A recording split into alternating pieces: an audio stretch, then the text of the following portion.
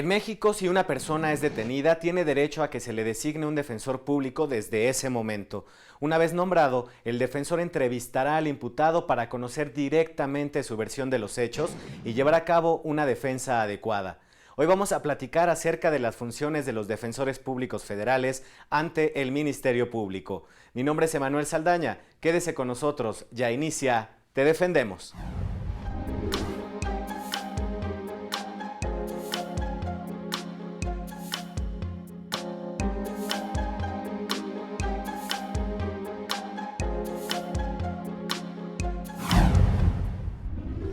Hoy nos acompaña en el estudio la licenciada Gabriela Rubí Sánchez, defensora pública federal. ¿Qué tal, licenciada? Bienvenida. Muchas gracias por la invitación. Pues hoy vamos a abordar el tema de las funciones de un defensor público federal y antes me gustaría introducir el tema con esta pregunta. ¿Cuáles son las funciones del Ministerio Público? Mira, son varias, entre ellas es recibir la denuncia o querella que llegue ahí a la agencia del Ministerio Público. Cuando es con detenido, empiece a integrar la carpeta de investigación. Él hace un acuerdo de inicio, posteriormente se llena el informe de homologado de la policía, dependiendo la policía que vaya a poner a disposición al detenido, verifica la retención, posteriormente se le da lectura de los derechos al imputado, y va haciendo ciertos actos de investigación. Otra función de él es también realizar actos de investigación, resolver la situación jurídica del imputado. Puede ser que ejercite acción penal en su contra o hacer una consulta de no ejercicio, archivo temporal o abstenerse de investigar. Esas son una de las funciones que tiene el Ministerio Público de la Federación. Sabemos que usted está adscrita a una agencia del Ministerio Público precisamente, ¿no? Pero ustedes como defensores públicos no pertenecen a un Ministerio Público, ¿no? No, claro que no. Nosotros no pertenecemos. Ellos pertenecen a la Procuraduría General de la República y nosotros al Poder Judicial de la Federación. ¿Por qué es importante que se tenga una oficina del defensor público dentro de las agencias? Es importante porque nosotros vemos más directamente la carpeta de investigación y estamos al pendiente de los asuntos a los cuales nos solicitan los servicios, porque en llegado caso que no nos otorgaran una oficina, estaríamos a expensas que nos llamaran y que nosotros pudiéramos llegar y tener también una oficina adecuada para que nosotros podamos hacer a los escritos que sean necesarios. ¿En qué momento es designado el defensor público? En el caso que nos decía, si hay un detenido, ¿en qué momento se designa el defensor? Una vez que lo solicita el Ministerio Público o bien el imputado o puede ser algún familiar. En la agencia donde yo estoy, regularmente en la lectura de derechos nos nombran a nosotros, pero hay casos que a veces el imputado no quiere y dice quiero esperar a mi defensor particular. El defensor nunca llega y ya casi feneciendo las 48 horas que tiene el Ministerio Público para resolver la situación jurídica es cuando nos nombran y ahí realmente sí ya pues puede ser que no haya una defensa adecuada, porque pues si nos nombran de manera inmediata casi contamos igual como el Ministerio Público de las 48 horas, lo cual es muy importante para nosotros. ¿Por qué? Porque si nos nombran desde la lectura de los derechos, nosotros solicitamos al Ministerio Público una entrevista previa. ¿Para qué? Para el efecto que ellos nos cuenten cómo sucedieron los hechos. En esa entrevista nosotros vemos si podemos solicitar actos de investigación. Eso es muy importante. ¿Por qué? Porque presentamos nuestro escrito y el Ministerio Público tiene la obligación de recabarlos, esos actos de investigación. Entonces sí es muy importante que tengamos esa entrevista previa lo más pronto posible e ir haciendo nuestra teoría del caso. ¿Cómo debe ser la relación entre el detenido, el imputado, con el defensor público? Híjole, debe de tener toda la confianza con nosotros. ¿Por qué? Porque hay muchos imputados que no confían en nosotros. Hay veces que dicen, no, pues hasta que llegue mi defensor particular, o bien, bueno, pues yo le voy a decir hasta que platique con mis papás, o platique con mi esposa. Entonces eso ya se pierde más tiempo hasta que le autoriza a otra gente a contarnos los hechos, cómo sucedieron. Pero es muy importante que nos los cuenten. Hay veces que a lo mejor se puede dar el caso que sí sucedieron así los hechos. Ajá, entonces nosotros ya vamos a ver qué argumentos podemos hacer valer ante el Ministerio Público. No necesariamente siempre niegan los hechos, pero sí es muy importante que nos hablen con la verdad, porque si mienten, nosotros a veces podemos hacer hasta la función del Ministerio Público. Y una vez que son designados, precisamente, pues ya que se hizo esta entrevista, ¿qué es lo que sigue? ¿Cuáles son las acciones que ustedes realizan para cumplir precisamente con la garantía de una defensa adecuada? Pues nosotros, ya que fuimos designados y que ya declararon, estamos al pendiente que se desahoguen esos actos de investigación dentro de las 48 horas para el efecto de presentar un escrito de alegatos en los cuales se haga valer esos actos de investigación que ya fueron desahogados ante el Ministerio Público, y si no, pues que se hagan valer nuestro homólogo en el Centro de Justicia. ¿Y qué pasa cuando el imputado queda en libertad después de estas 48 horas? ¿Se sigue la investigación? ¿Cuáles son las acciones que ustedes llevan a cabo como defensa? ¿Qué es lo que sigue? Si se deja en libertad, los dejan en libertad por el artículo 140. ¿Qué significa eso? Que son delitos que no ameritan prisión preventiva oficiosa. Entonces, el Ministerio Público se va a abstener de solicitar la prisión preventiva como medida cautelar. Él hace su acuerdo en que le dicta la libertad por el 140, le va a dar unas prevenciones, le va a explicar que no debe de molestar a la víctima, ofendido, a no obstaculizar la investigación, a que debe de acudir ante el Ministerio Público las veces que sea requerido, porque si no lo hace le puede imponer algunas medidas de apremio. ¿Cuáles son esas medidas que puede utilizar el Ministerio Público? Pues puede ser desde una amonestación, una multa, el auxilio de la fuerza pública o hasta un arresto por 36 horas por no cumplir. O sea, es muy importante que esas prevenciones las tenga que cumplir el inculpado, porque puede ser utilizado en que puede solicitar una orden de aprehensión por no haber cumplido con las prevenciones que le están dando, y va a continuar la carpeta hasta que resuelva la situación jurídica el Ministerio Público. Y una vez que se está en la etapa de investigación, ¿se pueden ofrecer precisamente actos de investigación por parte de la defensa? Sí, claro, desde el momento que nosotros somos nombrados podemos ofrecer actos de investigación, pueden ofrecer tanto el imputado, la defensa, la víctima, el asesor jurídico, y los actos de investigación que desde que inicia la carpeta el Ministerio Público lo solicita.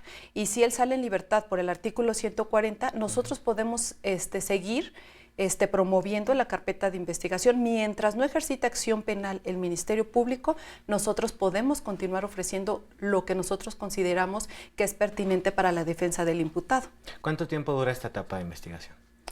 Bueno, depende. Si le decreta la libertad por el artículo 140, no hay un término como tal para que él pueda ejercer acción penal. Pero si no, son 48 horas para que resuelva la situación y ya va ante el juez de control. Y ya una vez formulada la imputación, ya pasamos a la etapa complementaria. Muy bien, pues bueno, aquí es momento de hacer una breve pausa y al regresar seguimos hablando sobre las funciones del defensor público. Vamos a la pausa, no le cambie.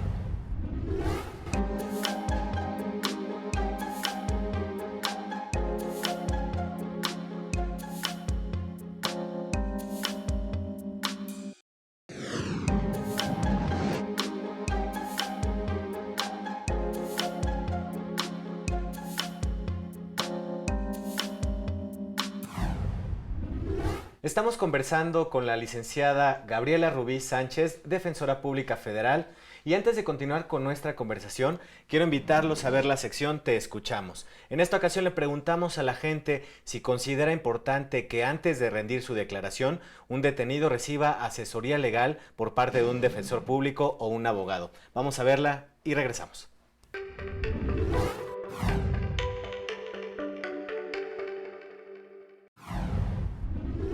No, tiene que ser con un abogado, porque luego muchas veces no sabes lo que dices y te asesoran el abogado en este caso. Cuando es un delito, cuando es un accidente, cuando es... Entonces, en este caso, a fuerzas tiene que tener un asesor.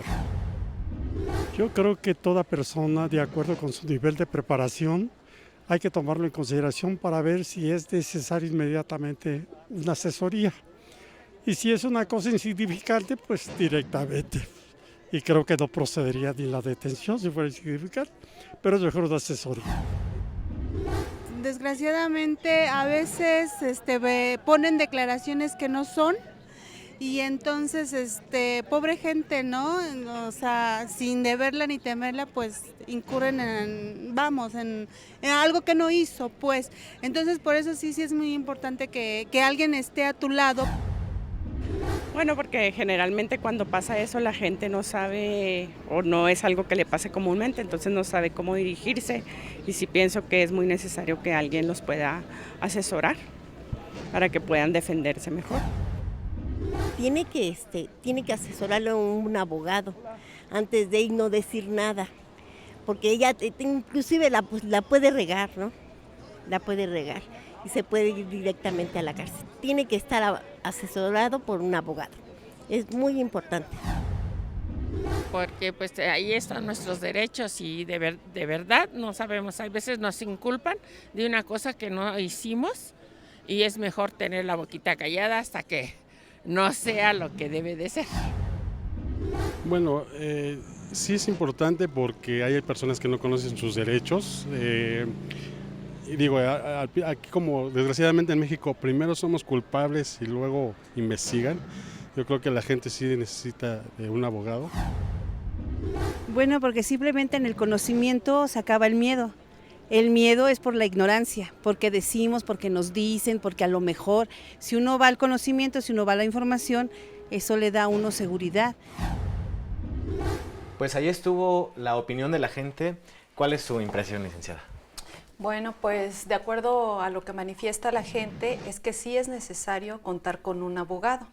Me llamó la atención en una entrevista que una señora dice, es que no tengo dinero. Hay que dejar claro que los servicios de Defensoría Pública son totalmente gratuitos. Y si también los familiares quieren acudir con nosotros les podemos explicar la situación jurídica de su familiar que se encuentra detenido. Porque hay veces que la misma familia ignora todo ese procedimiento que es ante la agencia del Ministerio Público. Entonces nosotros estamos obligados a decirle cuál es la situación jurídica e incluso hasta ellos nos pueden ayudar a poder recabar entrevistas o algunos videos o algo que nos pudiera para aportar al Ministerio Público. También hay otro señor que refiere que pues hay ocasiones que no les dicen por qué están acusados. Claro. Desde la lectura de derechos, ese es uno de sus derechos, saber por qué se encuentran detenidos, cuál es la imputación que obra en su contra. Es por ello que después nosotros hacemos una entrevista previa. Nosotros reiteramos cuál es esa imputación que obra en su contra. Incluso antes de la entrevista, el Ministerio Público vuelve a decirles cuál es la imputación que hacen los policías que los detuvieron. Y ya si ellos deciden declarar o bien otro de sus derechos es guardar silencio, ellos son los que deciden si quieren hacerlo o no, previa asesoría de nosotros, que les hacemos saber cuál es la naturaleza, las consecuencias jurídicas. En paréntesis, fíjate que ya el Instituto de Defensoría Pública nos dio un tríptico, cuáles son tanto las funciones y los deberes del Ministerio Público y también de los imputados, porque ellos también tienen pues obligaciones, ¿no? Claro. Si ellos no nos autorizan a dar información a sus familiares, no lo podemos hacer de acuerdo al tríptico que nosotros tenemos del Instituto Federal de Defensoría Pública.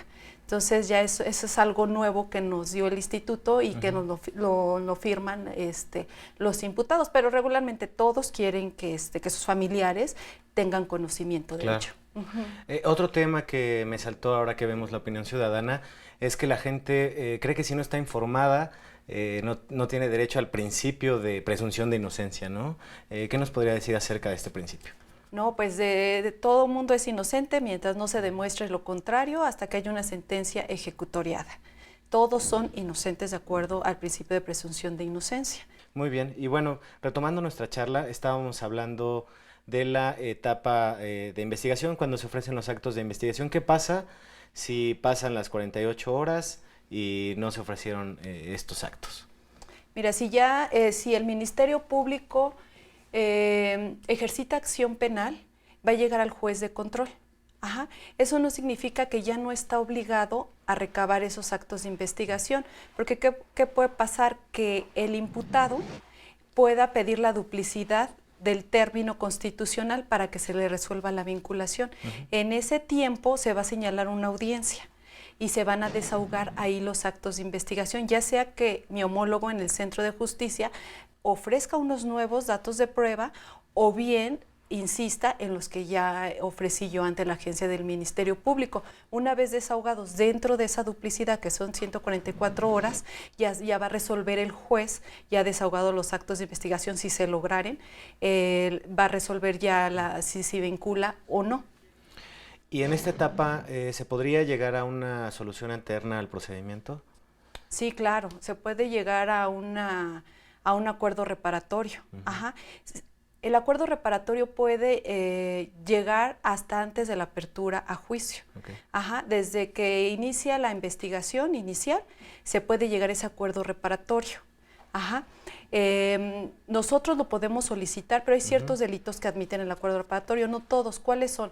Son los delitos que se persiguen por querella, delitos no violentos, que son los patrimoniales, como el robo, y los delitos dolosos. Ajá. Pero no siempre se pueden estar firmando esos acuerdos reparatorios. Si son delitos de violencia familiar, no lo admite. Okay. Si el imputado ya lleva varios acuerdos reparatorios por hechos que son de los mismos delitos dolosos, ya no va a querer el Ministerio Público derivar la carpeta de investigación, o bien que haya incumplido.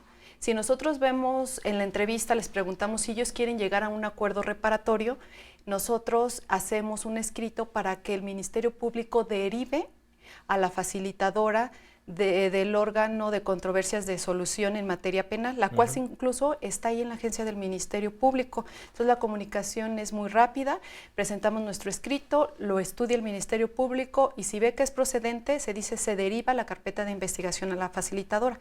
¿Qué va a hacer la facilitadora en ese acuerdo reparatorio?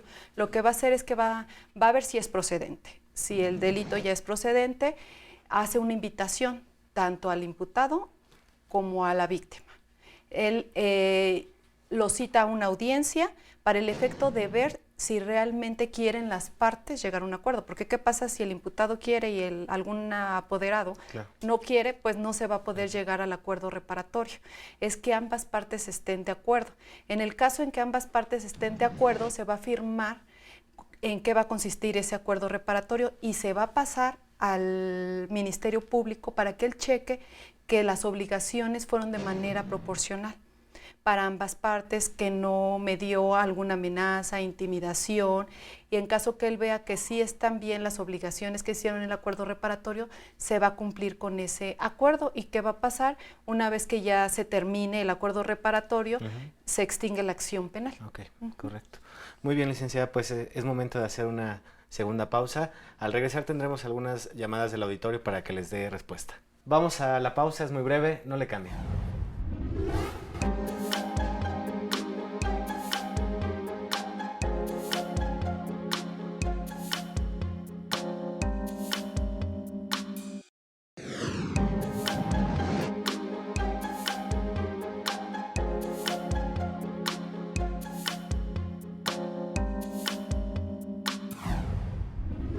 Ya estamos de regreso, gracias por continuar con nosotros. Ya tenemos algunas llamadas del auditorio en la sección Te Respondemos.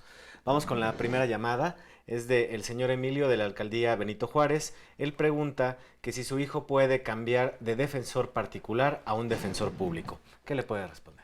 Claro que sí, él puede acudir con nosotros, o ya sea si se encuentra todavía su carpeta en la agencia del Ministerio Público, acudir directamente con el Ministerio Público diciéndole que ya no va a querer al defensor particular que tenía nombrado y que lo quiere revocar y que va a nombrar al defensor público.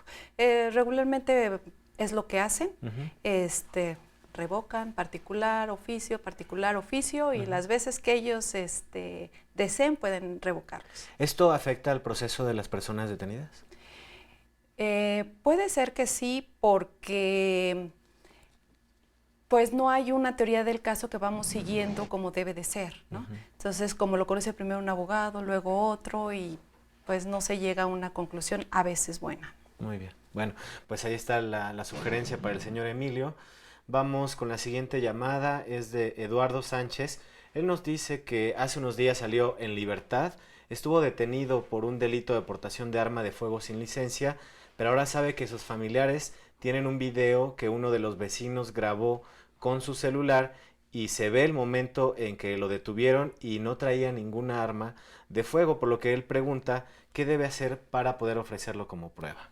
Acudir con el defensor que lo está asistiendo para el efecto que se haga un escrito y se pueda ofrecer ese acto de investigación, que lleve el video y quién fue de la persona que lo grabó, porque nos serviría la entrevista también para poder incorporarlo de la mejor manera. Y se presenta al Ministerio Público o bien ya puede ser ante el juez de control si todavía está en tiempo de poderlo presentar. En este caso sería preciso que la persona que tomó el video accediera a presentarse también para una declaración. Sí, porque ese video es tomado por otra persona, sino cómo podemos nosotros acreditar cómo se obtuvo. Entonces sí es necesario la entrevista de esa persona, incluso hasta nos sirve como testigo. Okay. ¿Por qué? Porque ella lo vio, tan es así que lo grabó. Entonces va a ir más reforzado ese video. Muy bien, pues ahí está la respuesta para Eduardo. Vamos con la siguiente llamada, es de la señora Regina Rojas. Ella nos dice que su esposo Carlos estuvo detenido por el delito de robo.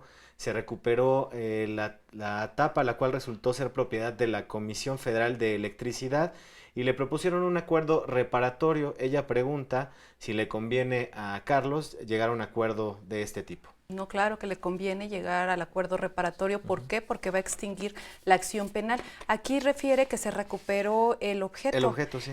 Se recuperó. Aquí la facilitadora o uno lo puede solicitar. Como ya está la reparación del daño cubierta, existe que puedan llegar al acuerdo de no repetición. Ya no hay algo que pagar, porque ahí está la tapa, se le devuelve al apoderado de la Comisión Federal.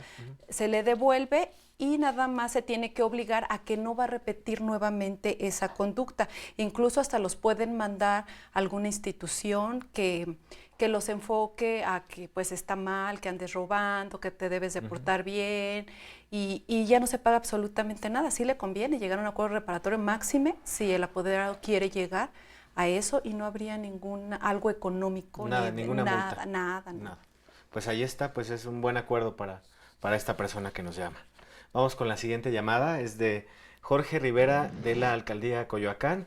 Él nos dice que estuvo detenido por un delito de portación de arma de fuego de uso exclusivo del Ejército y Fuerza Aérea, pero salió en libertad, y recuerda que le dijeron que en términos del artículo 140 del Código Nacional de Procedimientos Penales, pues él quiere saber si esto continúa o ya se acabó. No, sí va a continuar la carpeta de investigación. Puede ser que ejercite acción penal en el Ministerio Público, le va a llegar un citatorio a su domicilio donde se debe de presentar. Todo depende en cuál sea el centro de justicia que esté en turno en el momento que resuelve el Ministerio Público, porque son 3 centros, que es el Oriente, el Sur y el Norte. Dependiendo quién esté de turno es el que va a conocer el asunto de la persona que refiere, y tiene que estar al pendiente de ese citatorio para que se pueda presentar a la hora y el día que le fue fijado, incluso llegar un poco antes para que pueda entrevistarse con el defensor público adscrito al centro y pueda platicar antes respecto a cómo sucedieron los hechos, que pese a que tiene ya la información, mi homólogo de cómo sucede, tiene ya la carpeta en copia. Muy bien, ahí está la respuesta para Jorge. Vamos con la siguiente llamada, es de la señorita María Vicenta. Ella nos comenta que a su hermano Antonio lo detuvieron por un delito de daño en propiedad ajena, y su hermano quiere llegar a un acuerdo, pero la parte ofendida no lo quiere. Y esto en la agencia del Ministerio Público Federal fue que trataron de llegar a este acuerdo, y ella pregunta qué pasa si no se puede llegar a este acuerdo por parte de la persona ofendida. Aquí, si no quiere la parte ofendida llegar al acuerdo reparatorio, no se puede obligar. La facilitadora para eso también está, de que no se le obligue a las partes a firmar el acuerdo reparatorio. Pero ¿qué pasa? Si ahí en la agencia del Ministerio Público no quiere llegar al acuerdo reparatorio, ¿qué va a hacer el Ministerio Público? Pues va a ejercitar acción penal en contra de esta persona, pero puede ser que ya también el juez, más bien lo va a hacer a invitar a las partes a que lleguen a un acuerdo reparatorio. Y ahí sí ya tendrá que la parte ofendida a argumentar por qué no quiere llegar a ese acuerdo reparatorio. Siempre y cuando, hasta que no esté el auto de apertura a juicio, se puede llegar al acuerdo reparatorio. Muy bien, licenciada, pues muchas gracias por darle respuesta a las inquietudes del auditorio y recordarle también a la gente que los servicios de defensa, como ya lo hemos comentado en el programa, son totalmente gratuitos, ¿no? Que se acerquen a ustedes con toda confianza, como ya nos ha dicho, para solicitar estos servicios de defensa penal desde los primeros momentos de una etapa penal, ¿no? Así es.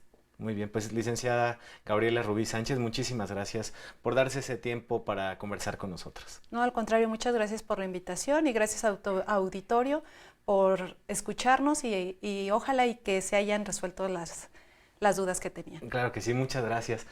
Agradecemos a nuestro equipo de producción que hace posible este programa. Gracias a usted por sintonizarnos. Lo esperamos la próxima semana. Quédese en la señal del Canal Judicial.